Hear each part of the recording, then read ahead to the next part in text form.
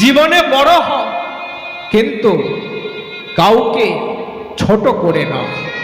জীবনে হাসো, কিন্তু কাউকে কাঁদিয়ে নয়।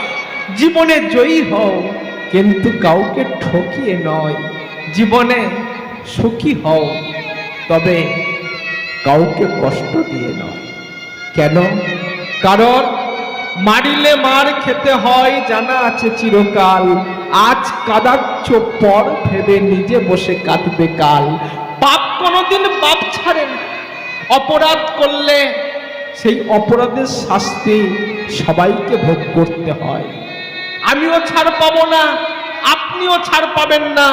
ভগবানের মা যিনি, তিনিও ছাড় পেল না।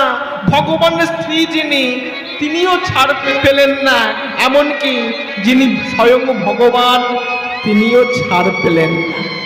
অপরাধের শাস্তি সবাইকে ভোগ করতে হয়। প্রমাণ, ত্রেতা যুগে মাতা কৈকেয়ী যেদিন রামচন্দ্রকে 14 বছরের জন্য বনবাসে পাঠিয়েছিল, সেদিন মাতা কৌশল্যা বলেছিল, রে কৈকেয়ী,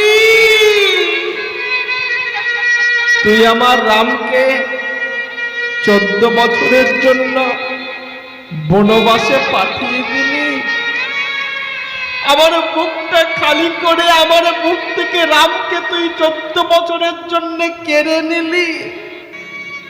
শুনে রাখ কৈকেয়ী, তুই যেমন আমার রামকে 14 বছরের জন্য আমার কাছে থেকে কেড়ে নিলি, আমি তোকে অভিশাপ দিলাম। এই পুত্র হারাবার যন্ত্রণায় তোকে 3 জনম কাঁদতে হবে।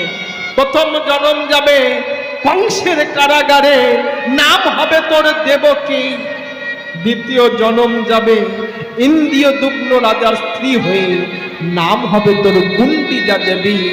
তোর একে একে 18টা সন্তান মারা গিয়ে পুরী ধামে 18টা নালাই পরিণত হবে। আর তৃতীয় জনম যাবে জগন্নাথ মিশ্রের ঘরে, নাম হবে তোর শচী দেবী। তোর একে একে 8টা কন্যা মারা যাবে। পরে বিশ্বরূপ নামে একটা ছেলে পাবি, সেও চলে যাবে। পরে নিমাই নামে একটা ছেলে পাবি, সেও চলে যাবে। জনম জনম তোকে পুত্র হারাবার যন্ত্রণায় কাঁদতে হবে, কাঁদতে হবে, কাঁদতে হবে। অপরাধ করলে অপরাধের শাস্তি সবাইকে ভোগ করতে হয়। মা, ভগবানের স্ত্রী যিনি, দাপর যুগে সত্যভামা অপরাধ করেছিল। অহংকারে মত্ত হয়ে, অহংকারে ডগবগ হয়ে সত্যভামা বলেছিল, এ রক্ষিণী, ওরকম কৃষ্ণকে না আমি কিনে নিতে পারি। কেন?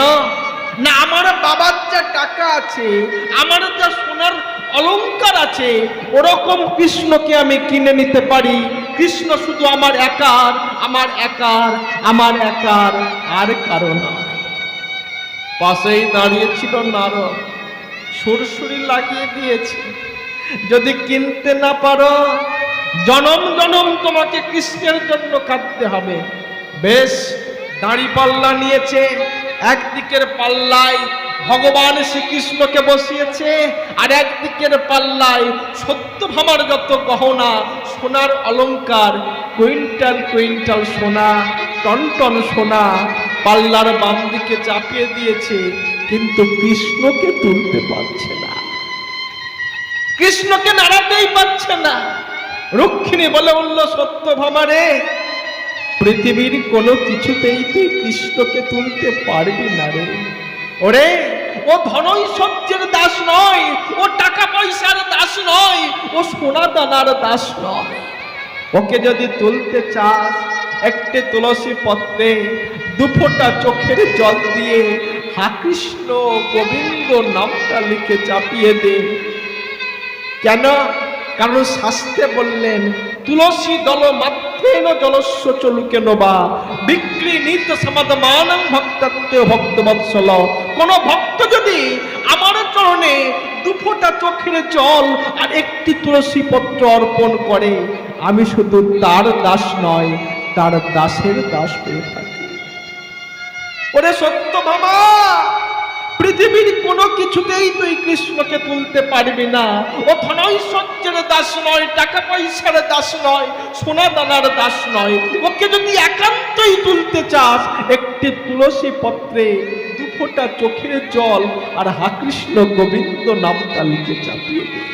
যেই না চাপিয়ে দিল, কৃষ্ণ গড় গড় করে উপর দিকে উঠে গেল, তুলসী পাতাটা ভারী হয়ে গেল, নামের পাল্লাটা ভারী হয়ে গেল।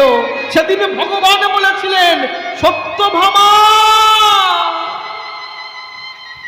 তুমি আমাকে চিনতে পারলে না। পয়সা দিয়ে তুমি আমাকে পরিমাপ করতে চাইলে, সোনা দানা দিয়ে তুমি আমাকে ওজন করতে চাইলে। শুনে রাখো সত্যভামা, তুমি যেমন আজকে আমাকে স্বেচ্ছায় ত্যাগ করতে চাইলে, আগত কলিযুগে তুমি হবে বিষ্ণুপ্রিয়া, আমি হব তোমার স্বামী গৌরাঙ্গ মহাপ্রভু। তুমি যেমন আজকে আমাকে স্বেচ্ছায় ত্যাগ করতে চাইলে, আগত কলিযুগে আমিও তোমাকে ছেড়ে চলে যাব।